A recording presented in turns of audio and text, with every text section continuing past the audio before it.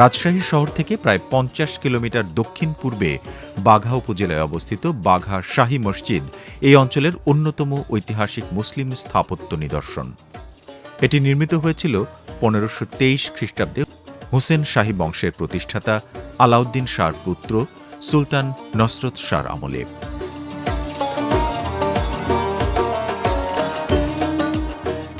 প্রায় ৫০০ বছরের পুরনো এই মসজিদ ইট, চুন এবং সুরকির মিশ্রণে নির্মিত, যার স্থাপত্যে লতা পাতা, ফুল ফল এবং জটিল নকশার কারুকাজ পরিলক্ষিত হয়।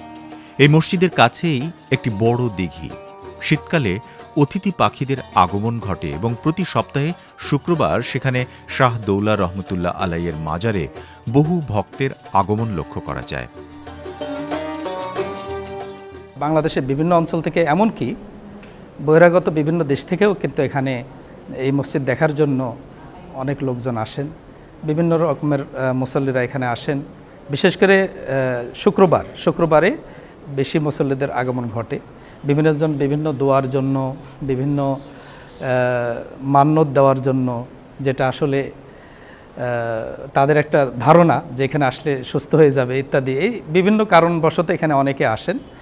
বিশেষ করে বেশিরভাগই আসেন হলো এখানে দেখার জন্য, যে এত পুরাতন মসজিদটা দেখার জন্য বিশেষ করে আসে।